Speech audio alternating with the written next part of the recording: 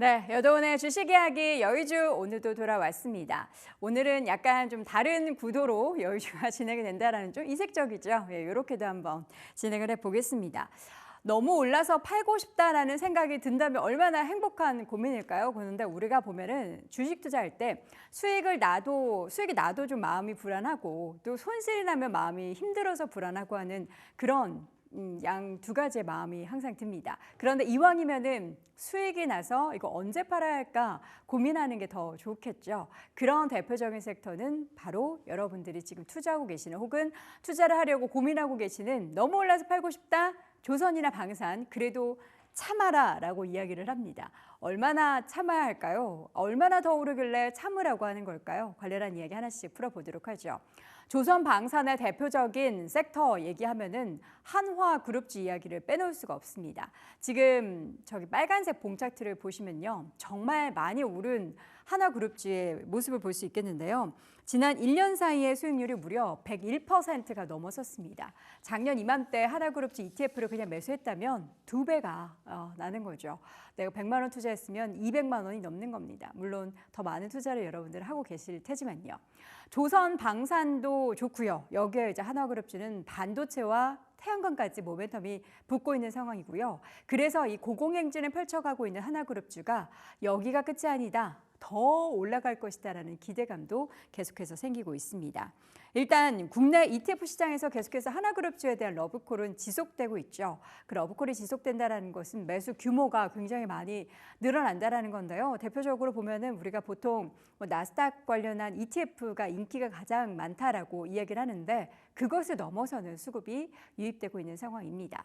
한화그룹주는 여전히 방산과 조선업을 중심으로 한 사업 포트폴리오가 부각이 되고 있습니다. 여기에 더불어서 최근에는 태양광과 그리고 여기에 반도체까지 같이 더불어서 좀 모멘텀을 받고 있는데 한화솔루션 같은 경우에는 태양광 관련한 최근에 신재생에너지 부분의 실적 개선이 발표가 됐죠. 미국 쪽에서 주택용 에너지 사업에 성공적인 그런 실적을 거두면서 1분기 영업이익이 무려 1,362억 원을 기록을 했습니다.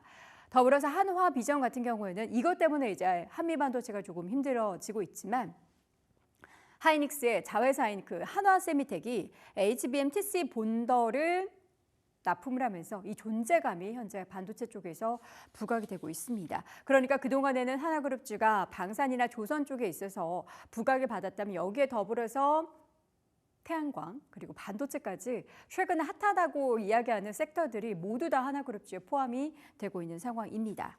여기에 또 금요일장에는 LIG 넥스원의 실적 발표가 아주 큰 호재가 됐습니다. 목요일장에는 APR의 어닝 서프라이즈가 다른 화장품주를 이끌었다면 금요일장 방산주의 상승은 LIG 넥스원이 이끌었다 해도 과언이 아닌데요. 호실적이 쏘아올린 방산주의 주가 그리고 증권가에서는 LIG 넥스원에 대한 목표 주가를 일제히 상향 조정을 했습니다. 저희가 화면이 좀 작은 관계로 가격대가 잘 안 보이는데요. 가장 높은 목표 주가는 45,000원이고요. 가장 낮은 목표 주가도 42,000원 정도가 됩니다. 내용을 한번 쭉 보시죠. 제 얼굴이 중요한 게 아니에요, 여러분. 화면 그냥 보도록 하겠습니다. 오늘은 이렇게 가는 게 오히려 여러분들의 눈이 편할 것 같은데 저는 이제 라디오로 만나보도록 하겠습니다. 1분기 어닝 서프라이즈를 LIG 넥스원이 기록을 했죠. 1분기 매출이 무려 18.9% 증가를 하면서 9,076억 원을 기록을 했고요. 영업이익 같은 경우에도 1,136억 원을 기록을 했습니다. 매출이 이게 수출이 아니고 내수 비중이 82%임에도 불구하고 매우 높은 마진율을 기록했다는 점에서 굉장히 의미가 컸고요. 현재 수주잔고의 60% 이상이 지금 수출로 자리 잡고 있기 때문에 지금까지는 내수였지만 이제 60%대 수주잔고가 수출이라는 점을 놓고 봤을 때는 중장기적인 수익성을 또 기대할 수 있다라는 내용도 함께 전해졌습니다. 올해 보면은 아랍에미리트양 천궁2 매출이 본격적으로 반영이 되면서 매출 증가세가 이어질 것으로 보이고 있고요. 그런데 약간 아쉬운 거는 LIG 넥스원이 이렇게 최대 호황을 누리고 있는 업황에도 불구하고 실적도 어닝 서프라이즈를 기록하고 있음에도 불구하고 회사 내부 분위기는 좀 뒤숭숭하다라고 합니다. 이렇게 실적 좋고 하면은 성과급이 좀 많아야 되는데 낮은 성과급에 대한 직원들의 불만 그리고 사기가 좀 떨어지는 그러한 모습들이 나타나고 있고요. 지금 관련해서 임단협과 함께 뭔가 이제 그 노사간에 조정이 필요한 그런 구간에 놓여 있어서 과연 LIG 넥스원이 마냥 지금 기뻐할 수 있는 상황인가에 대해서는 살짝은 의구심이 듭니다.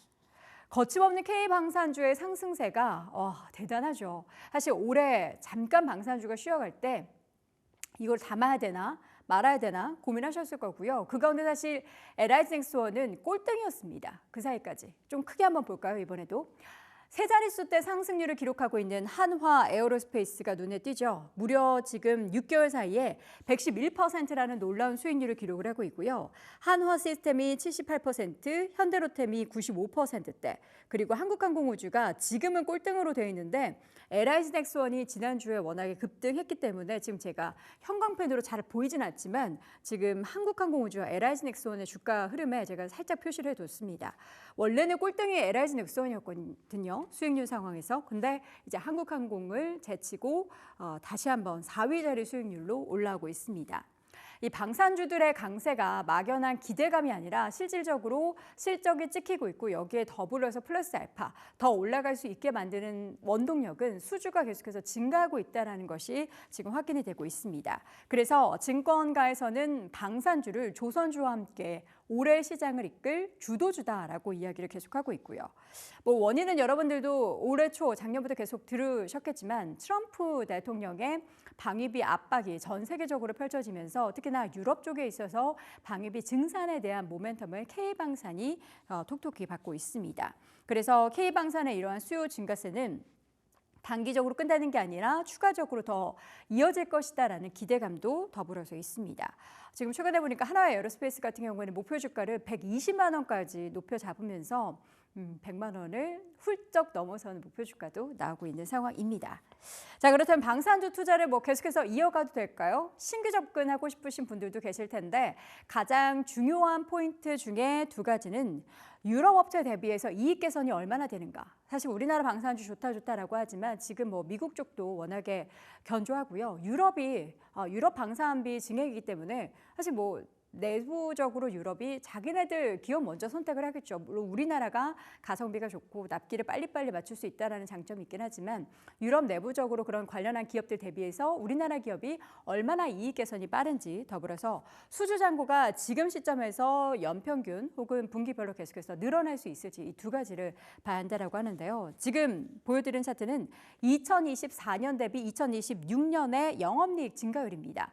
우리나라 기업 같은 경우에는 회색깔로 지금 표시가 되어 있는데요. 가장 높은 영업이익 증가율이 나타나고 있는 기업은 98% 기록되고 있는 현대로템이고요. 그 다음에는 한국항공우주가 그 다음을 잇고 있고 LIG 넥스원 그리고 한화 시스템 그리고 주가가 가장 덜 많이 올랐긴 했지만 한화 에어로스페이스가 47%를 기록을 하고 있습니다.